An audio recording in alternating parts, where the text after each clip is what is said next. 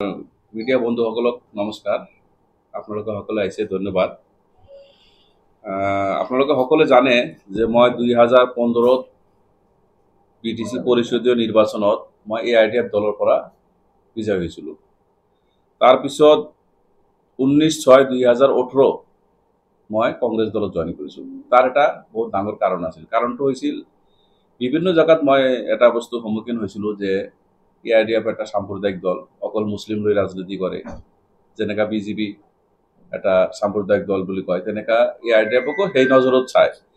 তো সেইকাৰণে আমি দলীয় কৰ্মীকৰ্তাক লৈ সেই সময়ত চিন্তা ভাৱনা কৰি আমি 19/6/2018 চনত আমি কংগ্ৰেছত জইন কৰিছিলোঁ। আৰু তেতিয়াৰে পৰা এতিয়ালৈকে আমি কংগ্ৰেছতে কাম কৰি আছিলোঁ। কংগ্ৰেছ দলে মোক বহুত কিবা কিবি দিছে।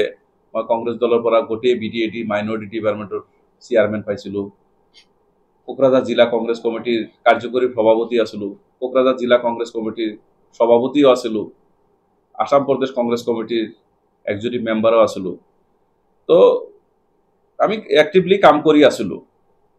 যোৱা 2020 চনত মই কংগ্ৰেছ দলত ৰাতি আছিলোঁ। তো আপোনালোকে জানে যে 2020 সময়ত কৰোণা আছিল। যেতিয়া 15 দিনৰ ইলেকশ্যনটো 1 বছৰলৈকে টানি গ'ল, লাষ্টলৈকে আমি অলপ ভোটত হাৰিব লগা হ'ল। জেনেৰেল ছেক্ৰেটাৰী, ভাইচ প্ৰেচিডেণ্ট বহুত কেইজন আছে, নাম ক'লে বহুত সময় লাগিব। কোকৰাঝাৰ জিলা যুৱ কংগ্ৰেছৰ সভাপতি বিটল চৌধুৰী ডাঙৰীয়া, তেখেতেও মোৰ লগত আছিল। সেৱা দলৰ চেয়াৰমেন কুদ্দুছ আলী আহমেদ, তেখেতেও মোৰ লগত লৈ আমি কোকৰাঝাৰ জিলা আৰু গুমা ব্লক কংগ্ৰেছ কমিটিৰ মেইন পৰ্টফলি প্ৰায় মোৰ দেন 50 জন মান মানুহ আমি কালি জইন কৰিছোঁ। আমি প্ৰমোদ বড়ো ছাৰৰ নীতি আদৰ্শ আৰু তেখেতৰ মানে আমি বহুত জায়গাত এতিয়া ইলেকশ্যনৰ এটা মেইন এজেণ্ডা হৈছে লেণ্ডৰ এজেণ্ডা। প্ৰত্যেকটা দল সংগঠনে যাই পেলাই কৈ আছে আমি জমিৰ পাট্টা দিম, আমি উচ্ছেদ কৰিব নিদিম। আমি প্ৰমোদ বড়ো ছাৰৰ লগত যেতিয়া বহিছোঁ, ছাৰে ডাইৰেক্ট কথা দিছে যে আমাৰ গভৰ্ণমেণ্ট আহিলে আমি উচ্ছেদ নকৰোঁ। উচ্ছেদৰ প্ৰশ্ন নাই, কৰিলে আমি আগতে কৰিব পাৰিলোহেঁতেন। কিহৰ কাৰণে? হাগ্ৰামা মহিলাই ডাঙৰীয়া 2019 চনত পিটিশ্যন দাখিল কৰিছিল উচ্ছেদৰ কাৰণে 1,70,000 মানুহৰ। এই পিটিশ্যনৰ অৰ্ডাৰটো UPPL গভৰ্ণমেণ্ট অহাৰ পিছত অৰ্ডাৰটো ওলাইছিল, কিন্তু আমি উচ্ছেদ কৰা নাই, আমি উচ্ছেদ নকৰোঁ। তাৰপিছত আৰু এটা বস্তু চালোঁ যে প্ৰমোদ বড়ো ডাঙৰীয়াই কি কৰিলে, বিভিন্ন জাগাত কবৰস্থান কওক, ঈদগাহ মাঠ কওক, মন্দিৰ কওক, শ্মশান কওক, মছজিদ কওক বা জাতীয় সংগঠন আজি গোসাইগাঁও আমচুৰ কাৰণে 1 বিঘা জমি এলট কৰিছে। বিভিন্ন জাগাত জমি দি আছে তেখেতে। মন্দিৰৰ নামত 2 লাখ টকা দি আছে, মছজিদৰ নামত 2 লাখ টকা দি আছে, জাতীয় সংগঠনৰ নামত 2 লাখ টকা দি আছে। তো এইবিলাক বহুত চাই দেখলো যে প্ৰমোদ বড়ো ছাৰৰ যিটো নীতি আদৰ্শ, প্ৰমোদ বড়ো চিন্তা ভাৱনা, তেখেতৰ চিন্তা ভাৱনা আৰু সকলো জাতি জনগোষ্ঠীক লগত লৈ তেখেতে ৰাজনীতি যিটো কৰাৰ ধাৰণা আৰু এটা শিক্ষিত মানুহ তেখেতে, এইটো চাই পেলাই তেখেতৰ নীতি আদৰ্শ ভাল পাই পেলাই আমি সকলোৱে UPPL দলত জইন কৰিছোঁ। দলৰ স্থিতি মই জানা মতে, মই বুলি নহয়, আপুনি পাব্লিকক সুধিব, কংগ্ৰেছ দলে এতিয়ালৈকে বিচৰাই নাই যে এটা কেণ্ডিডেট জিকক। 31 তাৰিখে নমিনেশ্যন দিছে, আজিলৈকে কংগ্ৰেছ দলৰ পৰা এটা MLA বা কোনো এটা ডাঙৰ লিডাৰ আপোনালোকে দেখা পাইছে না? কেণ্ডিডেট দি পেলাই এৰি দিছে, যা তহঁতে কি কৰিবি কৰ। তো পাৰ্টিয়ে গুৰুত্ব দিয়া নাই, সিহঁতে জিকাৰ কাৰণে ইলেকশ্যন খেলা নাই। আমি সেই বস্তুটো লক্ষ্য কৰিছোঁ যে BTCত যদি কংগ্ৰেছে জিকাৰ কাৰণে ইলেকশ্যনে নেখেলে, সেইটো দল কৰি কি লাভ? এনেই খালি দিনে ৰাতি আমি কপ কৰিম। যেতিয়া ইলেকশ্যন শেষ হৈ যাব, এটা ৰাজনৈতিক দল কৰিলে আপোনালোকে জানে যে বহুত খৰচা, সৰু সুৰা মিটিং হৈ থাকে, সব সময় হৈ থাকে। তো যিটো দলৰ হবে নাই যে আমি ইয়াতে গভৰ্ণমেণ্ট কৰিম, সেইটো দল কৰিতো প্ৰশ্ন নাই। 31 তাৰিখে টিকেট ঘোষণা হৈছে। 31 তাৰিখৰ পিছত 6 তাৰিখলৈকে মই ৰখি আছিলোঁ।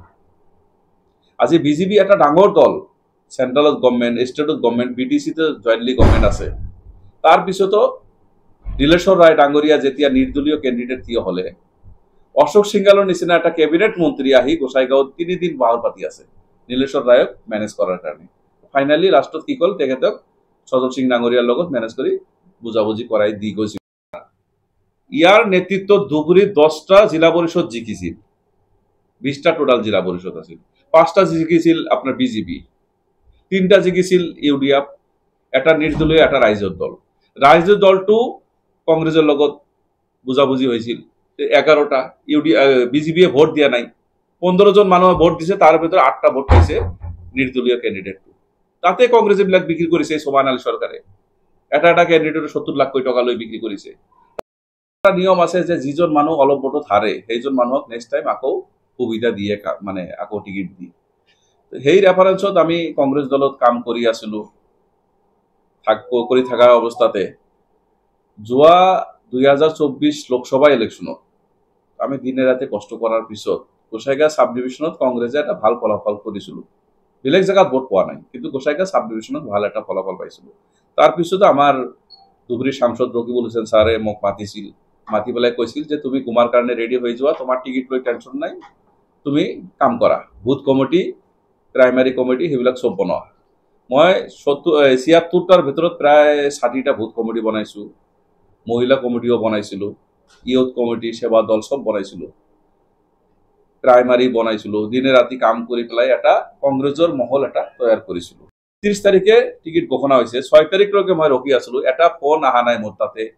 এজন লিডাৰে মোক যোগাযোগ কৰা নাই যে ভাই তুমি টিকিট পোৱা নাই যিজন টিকিট পাইছে তাক জিকোৱা একেলগে থাকি কোনো ৰেসপন্স নাই ইয়াৰে মাজত আমি আমাৰ দলীয় কৰ্মীকৰ্তা লৈ আমি বহি আমি সিদ্ধান্ত ললো যে এতে থাকি লাভ নাই কংগ্ৰেছে একচুয়ালি বিটিসি ভাল চিন্তা ভাবনাই কৰা নাই আৰু লক্ষণীয় এটা কথা কি যে যোৱা এমপি ইলেকশ্যনত যিবিলাক মানুহ কাম কৰা নাই হিবিলাকে কোকৰাঝাৰ জিলাৰ প্ৰত্যেকটা ক্যান্ডিডেট শ্ৰীৰামপুৰৰ ক্যান্ডিডেট যোৱা এমপি ইলেকশ্যনত বেলেগ দল কৰিছে গুমাৰ ক্যান্ডিডেট শ্ৰীৰামপুৰ সমষ্টিত গুমাৰ ক্যান্ডিডেটটো এমপি ইলেকশ্যনত বেলেগ দল কৰিছে পৰ্বতজোৰাটো বেলেগ দল কৰিছে আপোনালোকে চাক কোকৰাঝাৰৰ যিমান কেইটা ক্যান্ডিডেট আছে এটা ক্যান্ডিডেটও লোকসভা ইলেকশ্যনত কংগ্ৰেছ হৈ কাম কৰা নাই তেনেহলে সব নিউলি মানে পইচাৰ খেলা কৰি হেতু টিকিট দিছে গৌৰৱগৈ ডাঙৰীয়া তুলসী বিলত এটা প্ৰগ্ৰাম কৰিছিল হেতু প্ৰগ্ৰামতে প্ৰায় 5 লাখৰ ওপৰত মই খৰচা কৰি প্ৰগ্ৰামটো সাকসেসফুল কৰিছিল সেইদিনা প্ৰগ্ৰামৰ দিন আমাৰ বিপিএফ দলৰ পৰা এজন মানুহ বকৰালি তেখেতে জয়নিং কৰিছে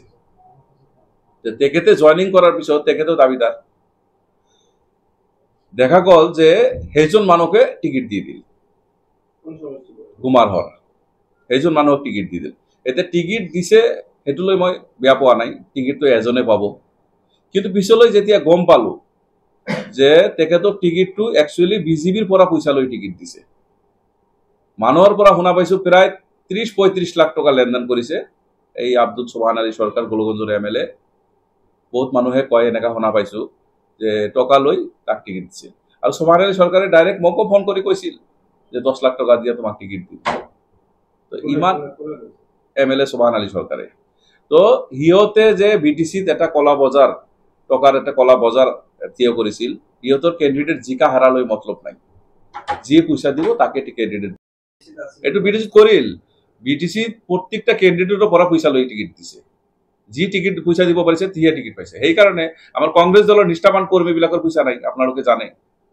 ইমান দিন দল কৰিছে হিয়তে পইচা নাই যিবিলাক মানুহ বেলেগ দলৰ পৰা পইচা কামাই পেলাই এক মাহ আগত আহি কংগ্ৰেছত জয়েন কৰিছে পইচা দিছে টিকিট পাইছে কাইলৈ এনেকা হ'ব যে পৰ্বতজোৰাৰ কাৰণে যিজন 4 কোটি টকা দিব পাৰিব হি টিকিট পাই যাব এটা ক্যান্ডিডেট দিছে হি ফিল্ডত ওলাব পৰা নাই জিকা সিটটো গুমাতো তেনেকা অৱস্থা যিজন ক্যান্ডিডেট দিছে আমাৰ দলীয় কৰ্মীকৰ্তাকে চিনি নাপায় এটা ক্যান্ডিডেট দিছে হি দলীয় কৰ্মীকৰ্তাকে চিনি নাপায় প্ৰাইমাৰী প্ৰেসিডেন্টক চিনি নাপায় বুথ প্ৰেসিডেন্টটো বাদে দূৰৰ কথা তেনেকা মানুহ জিকাৰ কাৰণে দিছে নেকি জিকাৰ কাৰণে আমি এটো উপলব্ধি কৰিছো যে কংগ্ৰেছে কিছুমান সিটত বেলেগক জিকাৰ কাৰণে ক্যান্ডিডেট দিছে তো এই দল কৰি লাভ নাই